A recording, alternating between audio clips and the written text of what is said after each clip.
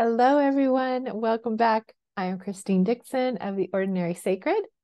And today, what I want to share with you is an example of helping an exile unblend. So, someone was asking me, does Martha have any examples in this book? Which, if you've been watching, you know that I'm going through examples from Martha Sweezy's Internal Family Systems Therapy for Shame and Guilt.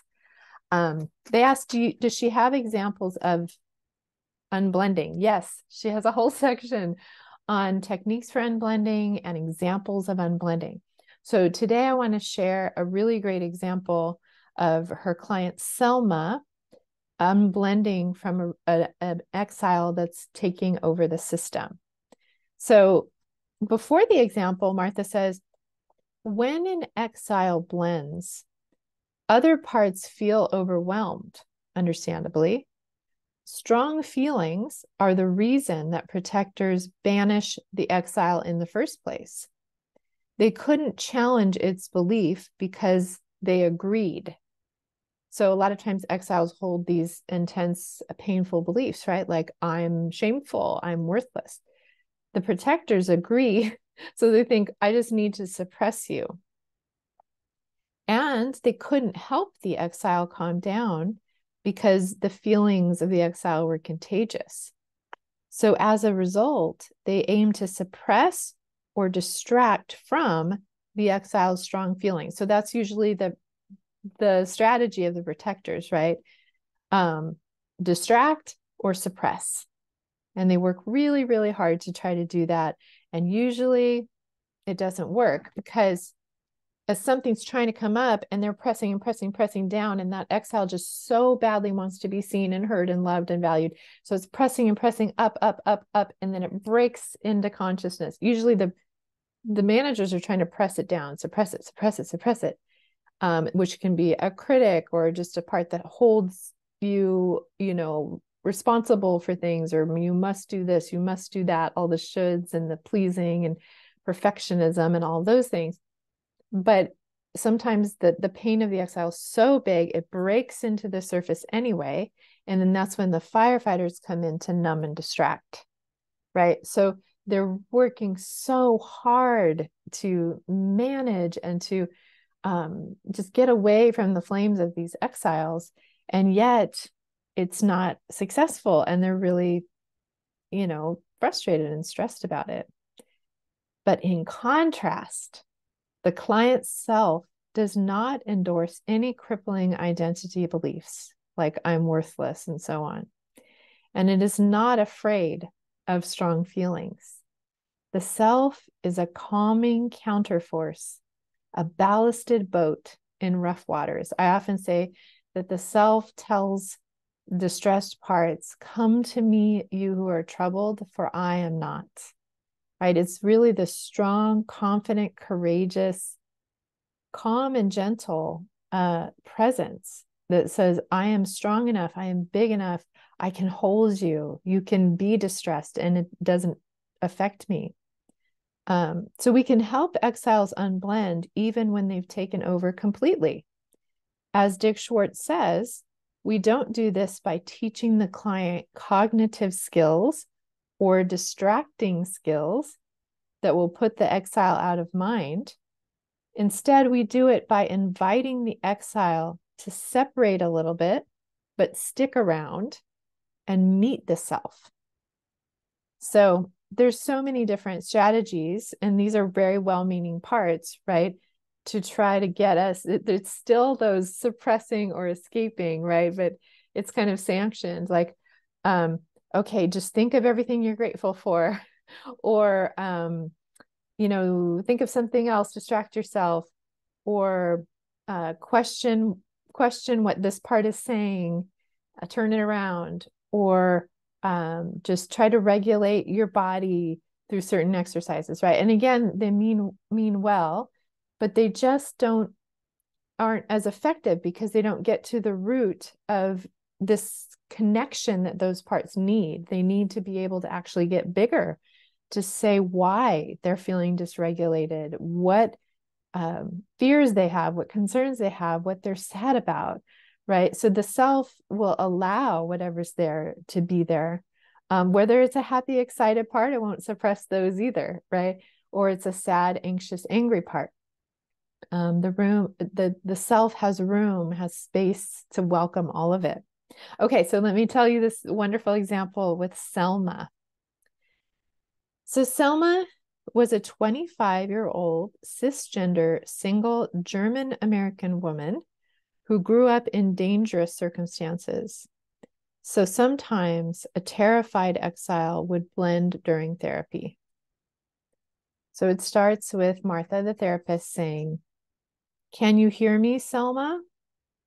So Selma's so blended with this exile when we enter this scene that she's cringing and her hands are over her head. She's visibly, somatically in terror, right? So she's blended in with that exile.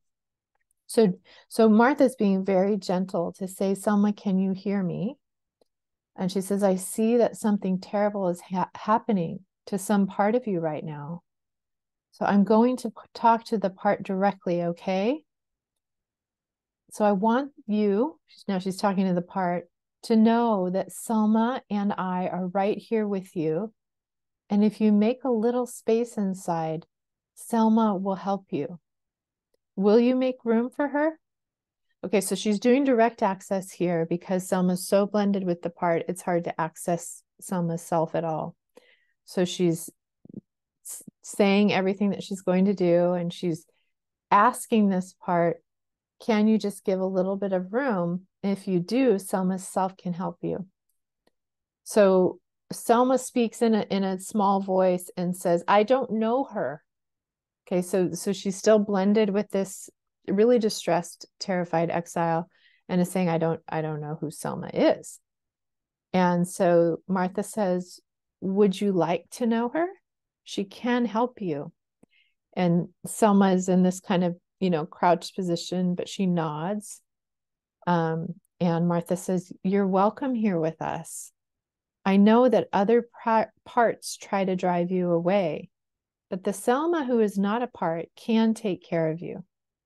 Can you see her now?" So the part has agreed to get to know Selma. And the therapist has said, "I want you to know you're welcome," because usually parts they blend because they so badly want to be seen and heard and valued. And they think that can only happen with a person outside of them. They don't understand that that can actually happen on the inside with the self, but they have to remove a little of their energy. And they're so used to other parts trying to push them down that's why they resist and push harder to come out, right? And to overwhelm and blend with the person. But if they know that if they remove some of their energy, they will be met with this loving presence, they will choose to do that pretty quickly. Okay. So the therapist says, can you see Selma now? And the scared part just says, "Help." She's wanting help. The therapist says, "We are going to help you. I'm going to check with Selma for a minute." So she says, "Are you there, Selma?" Selma says, "A little." So that's great because she had no self energy before. Now she has a little. So that means the exile has unblended just a little bit. So the therapist says, "Have you been listening?" And Selma nods. She says, "Good. I'm going to talk with the scared part again." So she goes back to the scared part and says, "Are you there?" Selma nods.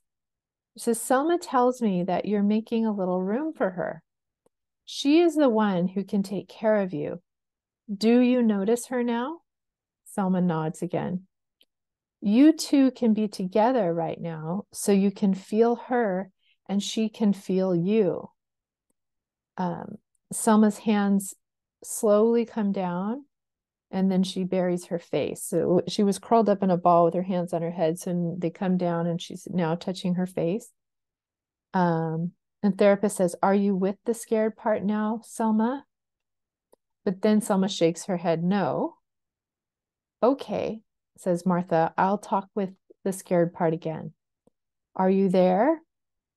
Selma nods. It says, you deserve help. It's awful to feel alone when you're scared. So we're just going to be here with you. How close do you want Selma to be? And this like faint voice comes out of Selma and says, over there. I don't know where she's pointing to, but she says over there. And so Martha says, okay, Selma, can you be over there? And Selma says, yes. And Martha says, can you see the scared part, Selma? Selma says, yes. And then Martha says, can she see you? Selma says, she could if she looked up, right? So she's still kind of burying her head in her hands. So Martha says, well, she doesn't have to do anything. We'll just be here with her, right? So what anybody, person or part, ever needs when they're terrified, distressed, grieving, suffering, is really just to know that they're not alone, right? Sometimes we think we have to go in and do these big acts of rescue and healing, but there's so much power in just saying, I see your suffering and I am here with you. That is one of the most powerful things we can tell someone in their suffering. And that is what the self knows. And so the self does that. It just says, let's just be with her and let her know that she's not alone. Okay. So Selma, after a long pause, says she's relaxing a little. And that's what happens. There's no forcing, right? It's not you, I need you to feel better, right? That would be a fixing or caretaking part. The self is just like, you can feel distressed. You can feel terrified. It's okay. And I'm here with you. You can feel it as long as you need to. I'm not trying to change you or force you into anything. And just by doing that, the part naturally does relax. I don't know if you've ever been in a relationship with someone where, like, if they really want you to get better, they really want you to change, you feel stressed and like you can't do it. But as soon as they say, you know what, I love you exactly the way you are, you don't have to change at all. It's like, you relax and then you're naturally able to change, right? That's how it is with parts. So Martha says, just stay with her. And Selma says, after a long pause, she looked up. The therapist says, how does she? So in the book, it says therapist, and I'm saying Martha because I believe it's Martha. Martha says, how does she respond? Selma says, she says, where have I been? And the therapist says, what do you say? So at this point in therapy, when the person is in self and the practitioner trusts that, they can just say, and how do you respond, right? You can trust the self. Of course, Selma says, I don't know, which might be a part. And Martha says, it is a mystery. When protective parts take over, it can be like you, yourself, doesn't exist. Yet when those parts are ready, there you are. You have been there all the time because you're always there. You can take care of this little one. So it's interesting in this, Martha is choosing to use her own self-energy to kind of explain the dynamic, I think, to a protective part that's blended with Selma. But just to say to her and the exile, the reason why she hasn't met you and you haven't been here all along is because protective parts have had to come in and they kind of eclipse you, but you were there all along. And when they feel safe enough to release their energy, there you are. You are there. But you can't apologize, right? I'm so sorry that I haven't been able to be here for you before. It's because the protective parts were trying to protect so hard, but now they're making space. Okay. So then Selma asks, this is a part of her. What makes protective parts ready? I think she means like ready to unblend and make room for self. Great question. And Martha says, well, you notice them. And so they notice you. And they understand that you intend to help the scared, sad parts they protect. If this little one is willing to be patient for a bit longer, you can talk with the protectors about letting you help her.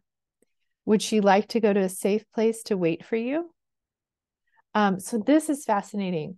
Martha actually detects that the client, Selma, is not in self. So it's not actually safe for Selma to interact with the exile from apart, right?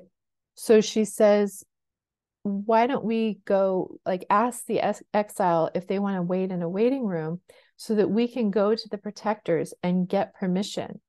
Because once the protectors trust the self, they will make space and allow Selma's self to go to the exile. And that's the one that is going to do all the healing and everything. So, so that's really important.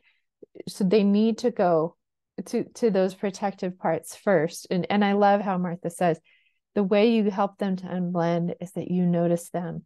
It really is in awareness. That is the first step. To just say, oh, I see you. And I recognize you and I respect you and I appreciate you. I see that you've been doing this hard work. Do you see me? Right? There's this meeting. There really is a connection between the protective parts and the self first, so that they will make space and allow the self to go to the exile. Okay. So she says, would the exile be able to go to a safe place to wait for you to negotiate and meet with befriend these protectors? And Selma says, but what if she isn't patient? And Martha says, well, she doesn't have to feel patient. She just has to be patient. And if that's hard, she can ask for your help. Oh, and Selma says, but what if she makes a mistake? So therapist says, mistakes tell us what we need to practice. I always say, there's no failure, only feedback. And I tell people all the time, you cannot get this wrong. Because there are so many parts that come up that say, what if I get this wrong? What if I make a mistake? And they make so much sense. Because when we were young, we were punished, we were hit, we were shamed when we made mistakes. And so they are so afraid of that. And the self can say, oh, it's totally okay if you make a mistake. It just gives us feedback about what we need to practice. So Martha says, let's practice with her right now. So here's a shorthand of being separate but together. Put a volume dial. This is a wonderful technique that Martha uses. Put a volume dial like a stereo on the table, and it goes from 1 to 10 and controls how much she shares her feelings with you.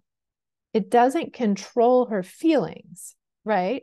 Just how much she shares her feelings with you right now, okay? Selma nods.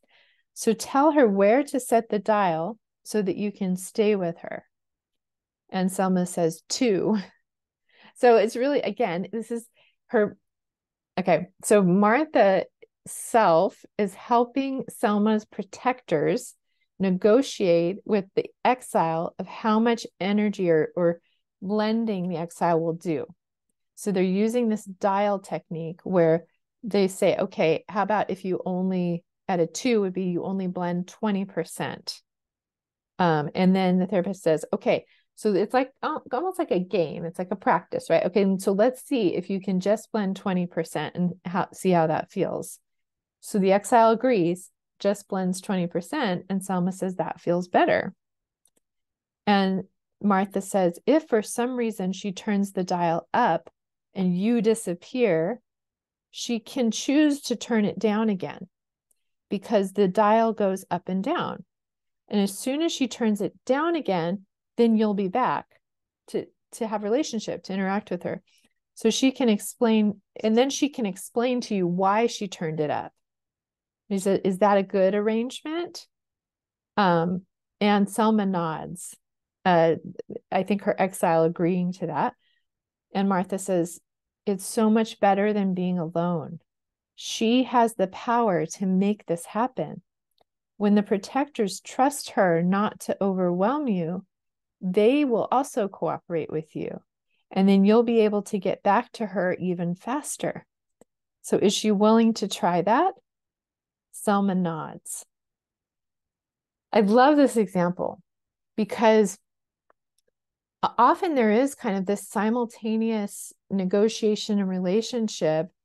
It's like the exiles are coming up really big, but we can't go to the exiles until we get to the protectors, but the protectors won't back down until the exiles energy is not so big, right? So there's a real negotiation even with the exile to say, can you turn down the energy, but explaining so that I can go to the protectors, get their permission, and come back to you and give you my full attention, right? Or the self's full attention. So it's a wonderful, wonderful tool to use with exiles to explain to them, let's practice. Okay, at an 8, you're blended 80%.